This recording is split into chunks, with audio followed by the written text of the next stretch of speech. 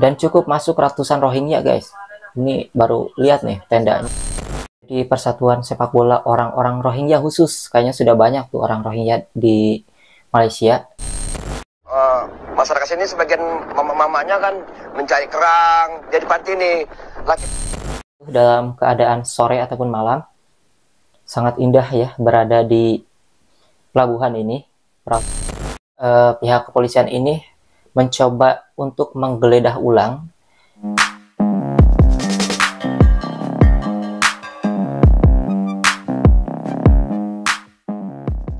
Oke sobat netizen, di kesempatan video kali ini kita akan update lagi informasi seputar Rohingya. Jadi di kesempatan video kali ini ada juga nih masyarakat yang ada di sana menolak orang-orang Rohingya datang ataupun ditampung di wilayahnya. Kenapa? Karena menurutnya di situ ketika istri-istri masyarakat di sana ini mencari kerang ya di pantai gitu, orang-orang Rohingya ini yang laki-lakinya itu selalu mendekati, dapat dikatakan mengganggu lah. Mungkin masyarakat di sana takut istri-istri mereka ini diganggu oleh laki-laki dari Rohingya guys. Kita lihat nih sedikit karena postingannya ini ya sedikit juga. Orang itu berangkat dari sini antara termasuk mengganggu masyarakat sini, sebagian mamanya kan mencari kerang, jadi panti nih. Laki-lakinya itu selalu mendatangin. Gitulah membuat orang itu resah. Laki-lakinya selalu mendatangin kan.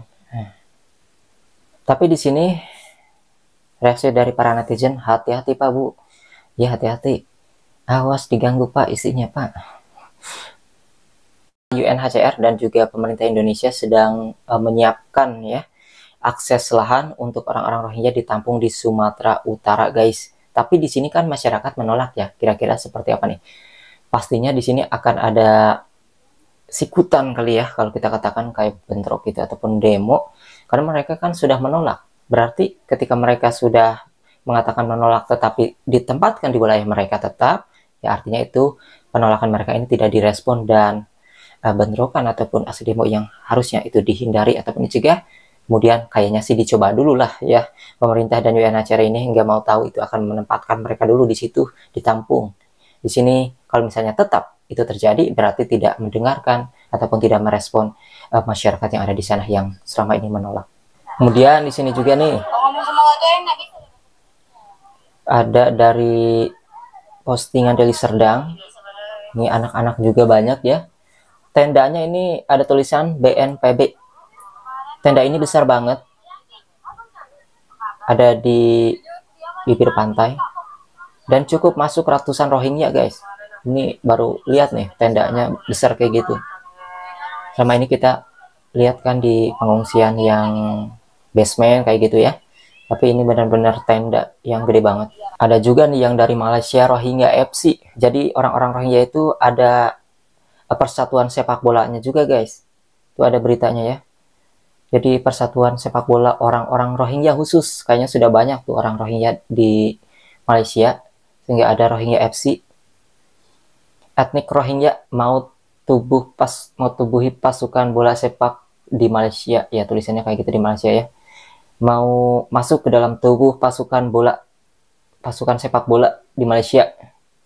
Itu dan narasinya tulisannya kayak gitu, kebalik-balik jadi sulit saya berbicaranya tuh. Jadi di sini ada ya persatuan sepak bola dari Rohingya guys.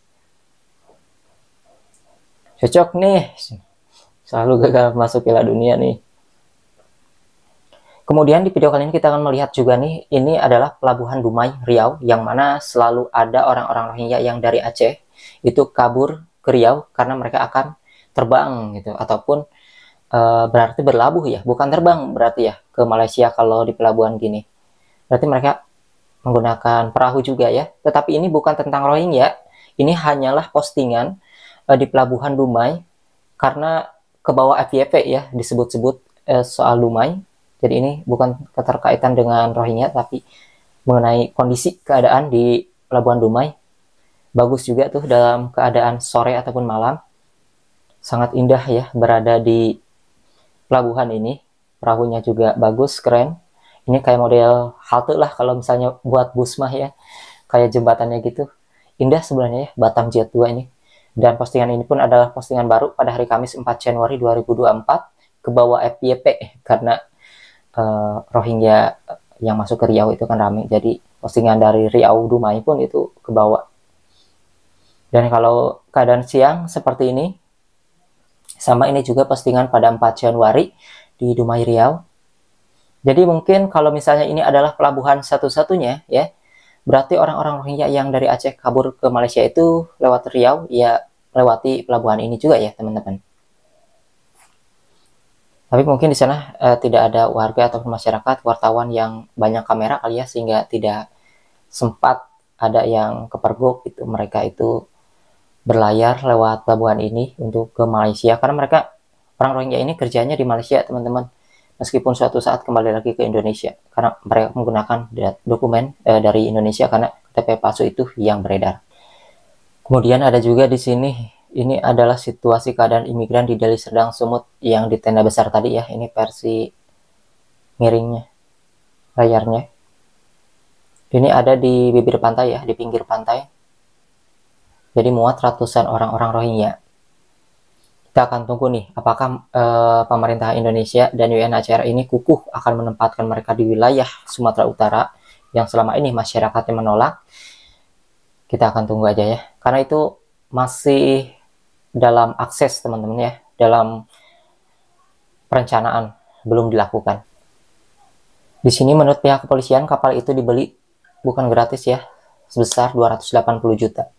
Sebelumnya kita sudah membahas video ini ataupun kabar ini, dan tentunya kita akan lihat nih oknum kasus TPPO yang sudah ditetapkan tersangka ini, akankah suatu saat ini terlihat bebas ataupun tertangkap lagi, karena kan ketika orang-orang itu melanggar pasal, di situ kan ada denda juga ya. Kalau misalnya sanggup membayar denda sebesar itu mereka bisa ringan hukumannya, hanya bisa beberapa bulan aja. Berarti kalau misalnya suatu saat dia ketangkep lagi dengan orang yang sama, kan ini rekam jejak digitalnya ada, berarti orang tersebut dibayar dendanya meskipun besar oleh oknum-oknum ya. Karena pasti di sini tentunya ada celah, mereka tidak mungkin masuk penjara, pastinya takut ya, karena bukan waktu yang sebentar. Pastinya di sini ada oknum-oknum yang siap untuk membayar mereka denda agar diringankan hukumannya, karena kan hukumannya itu selalu ada denda. Kalau misalnya bisa bayar denda, itu penjaranya ringan. Kalau tidak bisa bayar denda, baru penjaranya sesuai dan lama ditahan gitu ya. Dari itu tentunya pasti di sini ada pertimbangan juga nih, bahwa ini tuh bisa melanggar aturan, bisa dipenjara lama, tetapi kalau misalnya mereka punya uang, tentu wah santai, bisa dibayar ini dendanya kan gitu. Kita tidak tahu juga kan nanti, maka dari itu harus kita melihat informasi update terbaru, apakah orang-orang yang akan ditangkap lagi sama juga orangnya, entah itu beberapa bulan kemudian ataupun juga beberapa tahun kemudian. Kemudian juga di sini sebelumnya pihak kepolisian ini mencoba untuk menggeledah ulang, dan polisi menemukan 15 handphone orang-orang Rohingya yang ada di Balai Meseraya Aceh. Nah, digeledah ulang kemudian ketemu. Mungkin di sini pikiran orang-orang Rohingya ini, mereka kira bahwa pihak kepolisian yang ada di Indonesia ini akan menggeledah saat pertama kali mereka datang saja, dan otomatis sebagian akan menyembunyikan handphone mereka. Dari itulah polisi di sini dengan pintar-pintarnya, dengan menyelidiki kembali, dengan melakukan penggeledahan ulang barang-barang mereka, dan alhasil mereka akhirnya ketemu juga tuh handphone-handphonenya, dan diperiksa apakah ada komunikasi yang mencurigakan di sana gitu ya guys. Akhirnya seperti itulah ya. Tetapi kalau misalnya tidak ada komunikasi yang mencurigakan, ini handphonenya itu akan dikembalikan teman-teman ya ke orang-orang Rohingya tadi. Karena kan sebelumnya juga kasus TPPO ini ditetapkan sebagai tersangka karena bersumber dari handphone-handphone mereka. Ada yang namanya bukti-bukti transfer, kemudian komunikasi ke siapa aja orang-orang yang berada di luar. Nah, untuk orang-orang yang berada di luar ini sebenarnya sih bisa saja mereka dicari, tetapi memang butuh adanya kerjasama ya dengan pemerintahan ataupun pihak kepolisian yang ada di luar negeri juga untuk mencari informasi secara gabungan. Karena kalau dari pihak kepolisian kerja sendirian ke sana itu sangat sulit sekali teman-teman ya. Oke, mungkin itu saja yang kita sampaikan mengenai penolakan orang-orang Indonesia yang berada di wilayah yang terdampak, baik itu di Aceh ataupun di Sumatera Utara, atas kedatangan orang-orang Rohingya yang kabarnya UNHCR dan pemerintah ini akan menyiapkan tempat penampungan mereka. Jika masyarakat di sana ini sudah melakukan penolakan tetapi tidak direspon, berarti ya sepertilah yang akan terjadi. Kita akan lihat aja ke depannya ya, kita akan update terus pokoknya ya, jangan sampai berita ini hilang.